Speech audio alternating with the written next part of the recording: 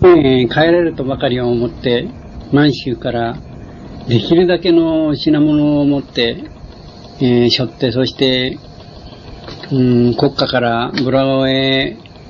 鉄舟で作られた橋を渡ったことをお話ししましたけれども、それこそ広い川でよろよろしながら、できるだけ踏ん張って渡ったもんです。ところが渡りましたが、その前に、国家に着きますと、すでにソ連の川の汽船ですね、汽船が、国家側に横付けになっておりまして、それに散々品物をこちらからの分取り品ですね、ソ連が分取った日本の品物を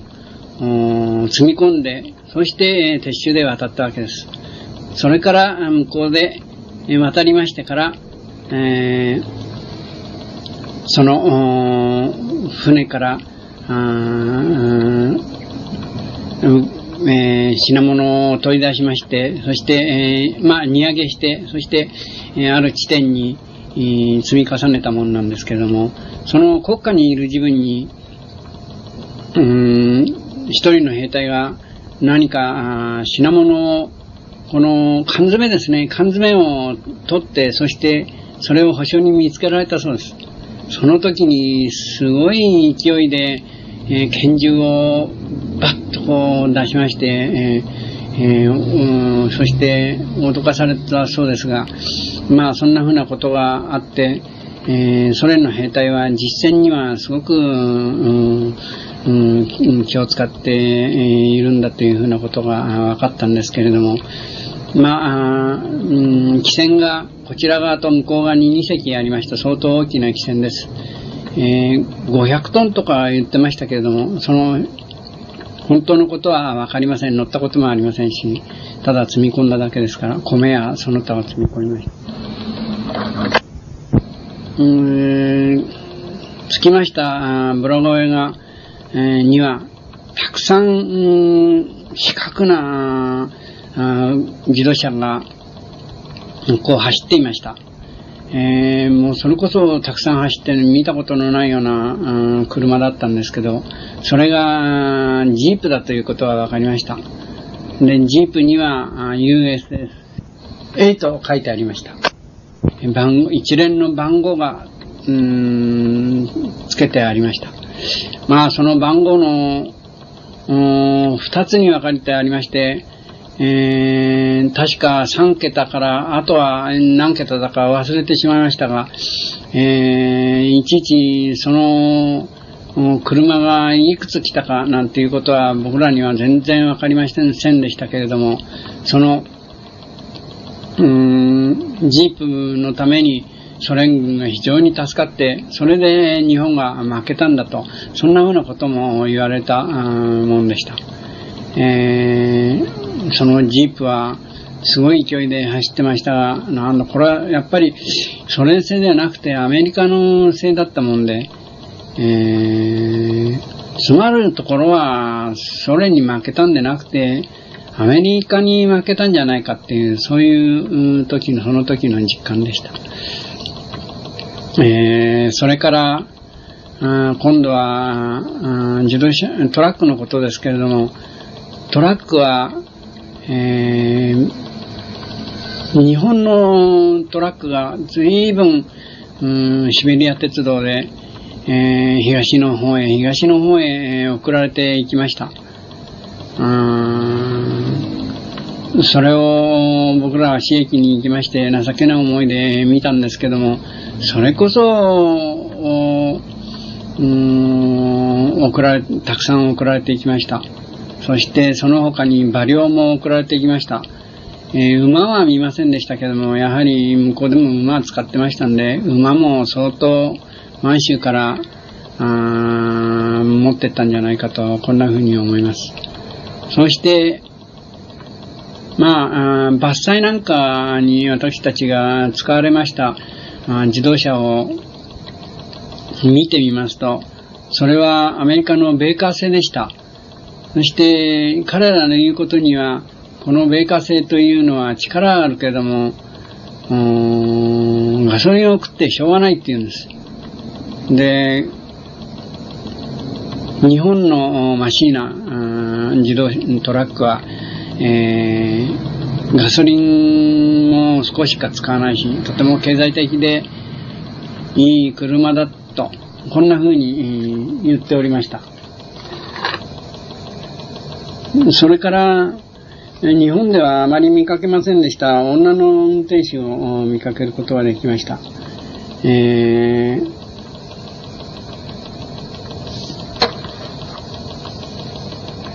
それからこれは自転車なんですけども、ソ連の兵隊が自転車を練習しているのをいつか見たことがあります。ものすごい熱心で、俺乗ったことない、一度も自転車なんか触ったことはないって言ってましたけれども、それがなんと 2,3 時間で、大人ですからもっと乗れ、そうかもしれませんが、2、3時間で乗れるように結構なりまして、なかなかこの、我慢強いことと、それから、そういった風な運動神経にも発達してるんじゃないかっていうふうに、こんな風に思いました。それから、鉄道作り、鉄道線路作りを手伝ったことがありますけれども、向こうの線路は日本のに比べて、とても工機使ってるもんですから大きなもんだと、こんな風に、鉄道の関係に前にいた人の話でしたが、我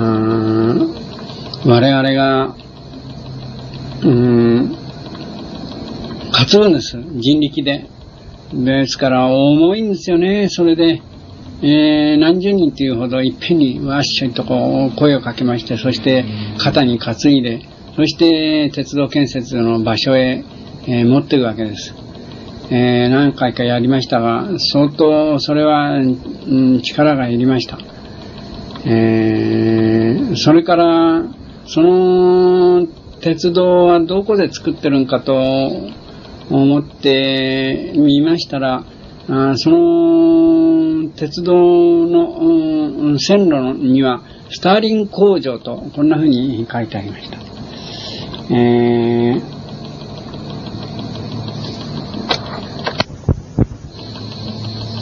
いつぞや日本新聞にレニングラードだったかモスクワでは自動車を乗用車を作ってるんだと、こんな風な広告が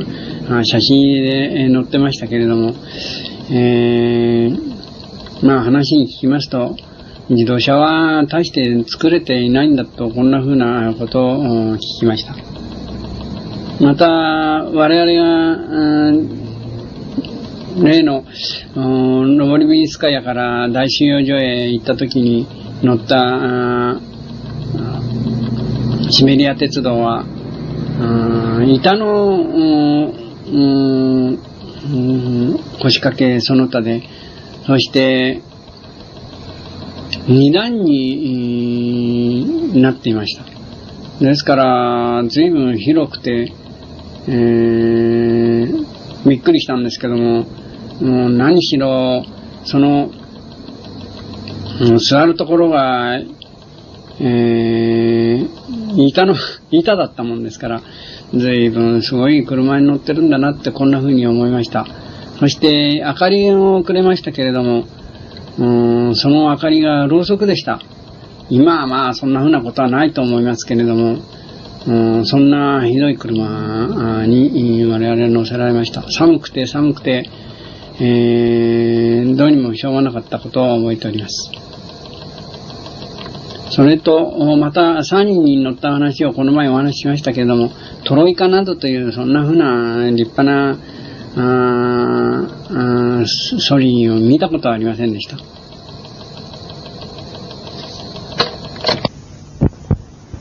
その他ソ連には大きなタンクがあると聞いていましたけれども、ついにその大きなタンクは見ませんでした。ただ、中型のタンクが一つ、松の林の中にあったのを覚えております。飛行機はほとんど一度も、爆音を聞いたことはありませんでした。ただ、終戦時満州の奉天におりましたときに、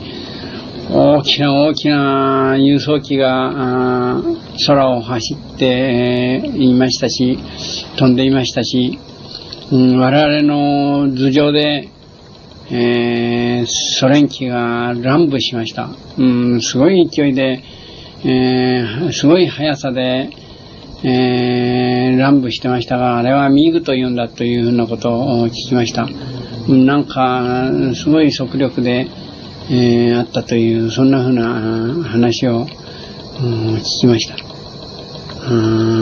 シベリアの交通につきましては、我々は見るべきものはなく、やはり、どこへ行くのでも歩き、それから、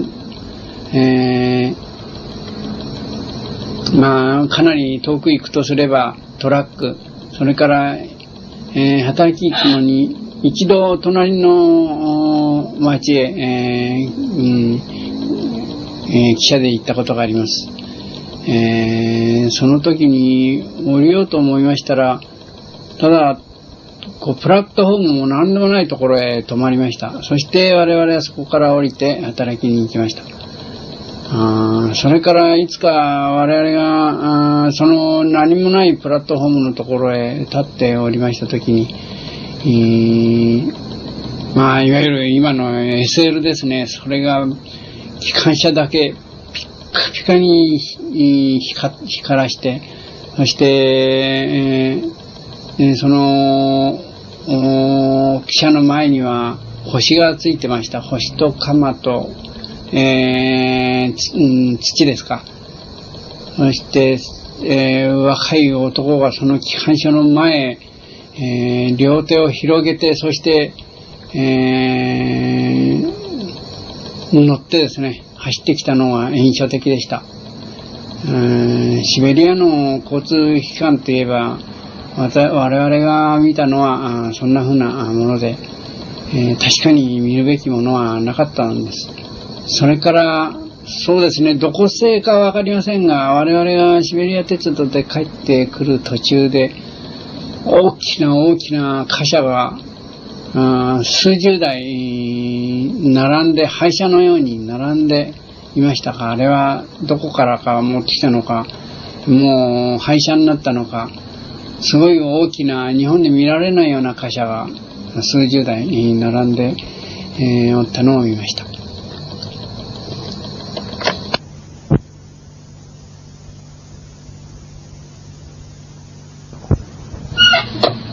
我々が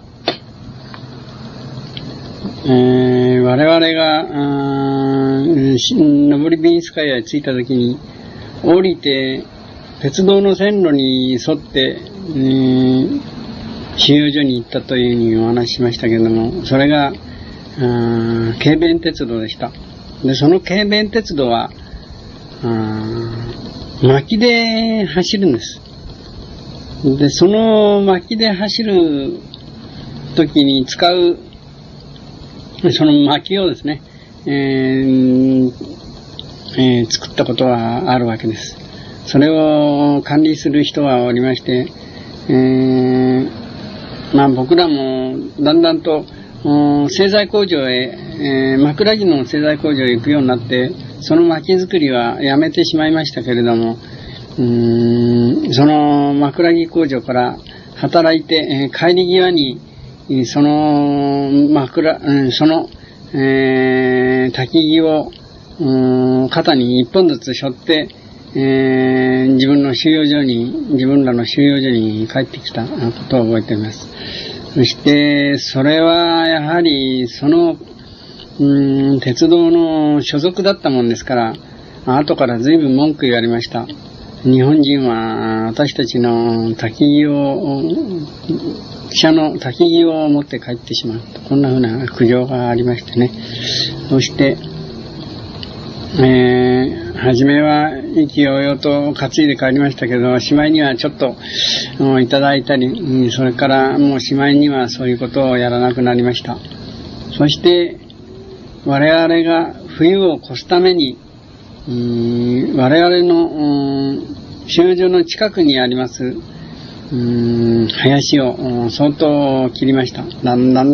山の奥の方へ行きまして、それを薪を作って、そして我々の収容所の近くにずっともうそれこそたくさん並べました。これ一冬使うのかなと思って、やや呆れて、それからこれじゃ帰らないというふうに、こんなふうに思ったんですけども、だんだんとその焚き木が、冬が深まるにつれて、焚き木の山が小さくなってまいりまして、もうその冬が終わるまでにはほとんどその焚き木が使われておりました。またその軽便鉄道があって、その軽便鉄道の奥地の方にやはり我々と同じような仲間が、相当人数送られたんですね。そしてそこで、やはり環境衛生が悪くて、パラチフスが流行りまして、そうして、大騒ぎになったようです。何人かノボリビンスカヤを通って、病院に行ったそうですけれども、もうだいぶ十数人そこで日本の元の兵隊が死んでしまったと、こんな風な噂が流れてきました。でしばらくそこノボリビンスカヤの我々のいる収容所まで送られてきた枕木用の材木がしばらく途絶えましたが、そんなふうなことで、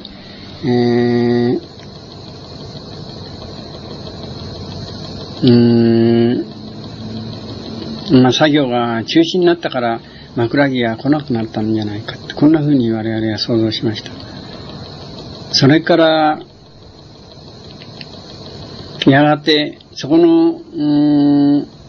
我々からの奥地のその収容所はついに、閉鎖になったと、こんなふうなことを言われました。その向こうから来た、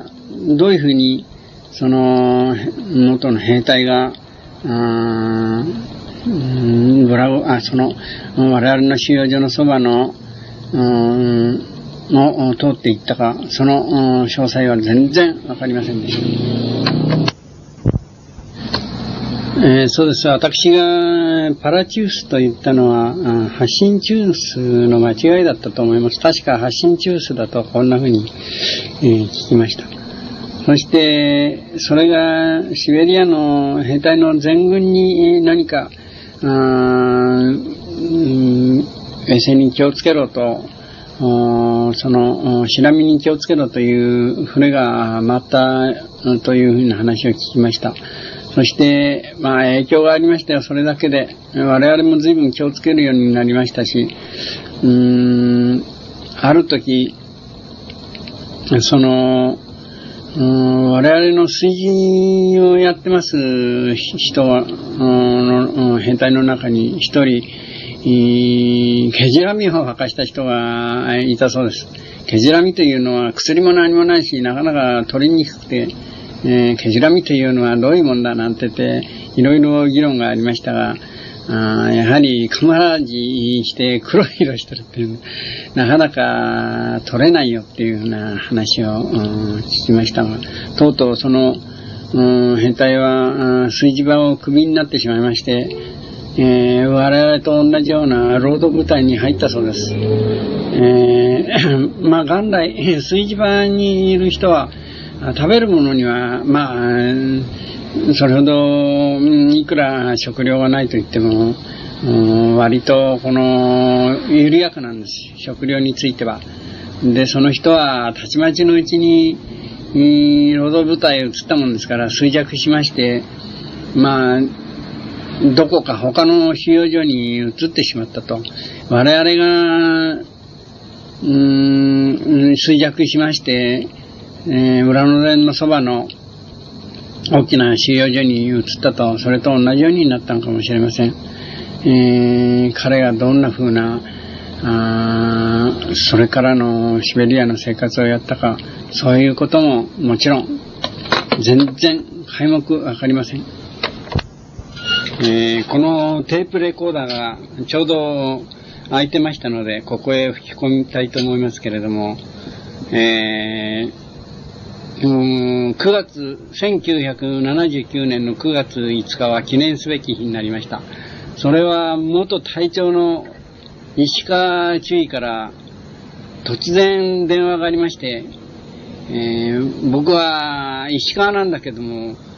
って言うから、石川って僕はよくわかりませんでしたが、軍隊にいた時の石川だというので、これは、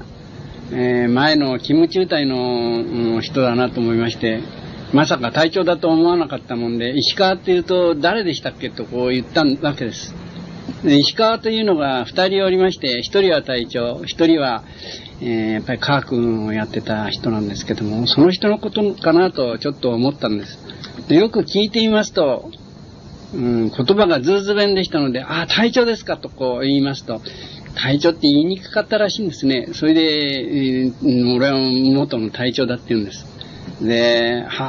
てこう言いまして、非常に感激してしまいまして、どうしましたって言ったら、今板橋に住んでるんだけども、戦時中皆さんにいろいろご迷惑かけたんで、お詫び方々、電話を今高岡さん初めてなんだけども、あなたにやってみたって言うんですね。そして、それで元の隊長は山浦准尉からいろいろ消息をこう聞いたと、こういう話です。それで私も思いついたことをお話ししましたら、高橋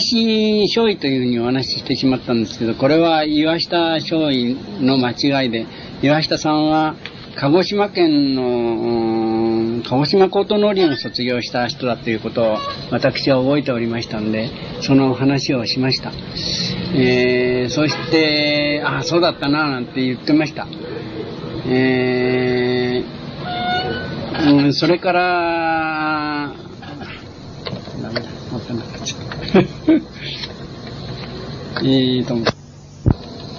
御影石をどこかからか、持ってくると、こういうふうな、それの積み荷の作業でしたが、なかなかその御影石が重くて、それをトラックに積み込むのを相当難渋しました。埃だらけになりました。そうしましたら、向こうの人も、ソ連の人も、気の毒だと思ったのか、酒を飲めというわけです。で、ウォーカとこう言ってました。これが大塚なのかなと、こういうふうに思いましたが、それが継いでくれたのはなんと飯盒の蓋でした。日本兵の使ってた飯盒の蓋です。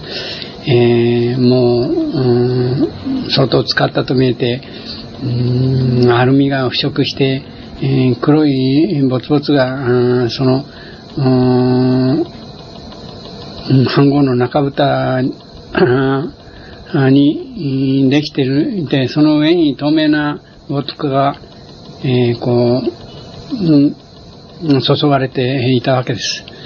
そして何とも言えないこのわっとくるようなあまりいい匂いじゃなかったもんですから、うわっとこう言いましたら、じゃあこんな強いのはちょっと飲めないというふうにジェスチャーしましたら、ならこれを入れれば飲みよくなるよっていうわけで、そして、それが、サハルだと言うんです。砂糖のことです。サハルはシュガーだなと。シュガーとサハルと、まあちょっと似てるねって言って、これはすぐ覚えました。それからいよいよ9月14日に、その、終結地から列車に乗って、まあ日本へ帰ると言われてましたから帰るつもりで列車に乗り込んだんですけれども、その乗り込みました時についてきた保証がいました。その保証は手に腕時計を3つも4つもこう腕につけてるわけです。そしてその時計が動かなくなると蓋を開けて椿なんかをしてるんですね。そんな程度の保証だったんですけれども、やはりそれが銃を持ってますから非常に危険だなと思ったんです。そしてまあ1ヶ月ぐらいかかりまして、ソマン国境の国家へ着いたんですけれども、その国家へ着くまでにその保証はチェースイとこう呼びまして、自分の腕時計が動かなくなったり動いたりするのをとても楽しそうに、思ってあったんですけれども、やはりその兵隊の中に時計屋さんがおりまして、その時計屋さんが他の兵隊も含めまして、その動かなくなった時計を修理してやるわけです。それでその兵隊さんは結構仕事があって、大切にされました。で、我々の箱に載っておりましたその保証は名前が綿物と言いましたので、僕らはバカ者とこういうふうにその保証のことを言いましたけれども、本当になんかまあ初めて兵隊になって、そして、我々の保証についてきたものですから銃の扱いもよく知らなかったようです。それでついにそれが怪我をしてしまいまして、銃を暴発しまして怪我をしてしまいました。まあそういう保証は怪我をしますと降ろされて、どんな風なことになりますかわかりませんけれども、日本の兵隊が怪我をしますと1ヶ月ばかりその国家にとどまらせられるそうです。それでまあ治ればソ連へ連れて行くんだっていうようなこんな風な話でしたが、まあ今お話ししましたように3番目に覚えたのがこの時計であるチェースイでした。それから今度はまあ国家にしばらく滞在しまして、日本の分取り品を日本からの分取り品を向こうの汽船に積み込む悲劇をしたんですけれども、まあだんだんと寒くなってくるわけです。そして、寒いとこう言いますと向こうの兵隊が、ドラバーとこう言いまして、そして、その辺から木を持ってきて、火をつけて我々がまあ温まるわけです。ドラバーと言いましたので、これは薪だというふうにこんなふうにそのドラバーということを覚えました。それからまあ、火も燃えますとお茶も飲みたくなるし湯も飲みたくなりますので、今度はその保証は綿を持ってこいっていうわけですね。綿とこういうわけです。綿って水だなとこう分かったわけです。すぐ分かりました。これは覚えやすかったです。ウォーターとワッサーとね、そんな風な、よく似てるわけです。まあこういう風なのを覚えますと、結局はこれが捕虜中いっぱいについて回ったわけで、また一番先に大切なものを自然とこう覚えたという、運命といいますか、ドラバーとかワダとかという言葉は自然と覚えてしまいました。それから今度は、国家からブラゴへ渡ったんですけれども、飯も食べないのに、その運んだ汽船から品物を引き上げて、そしてある一定の場所に積み重ねるわけです。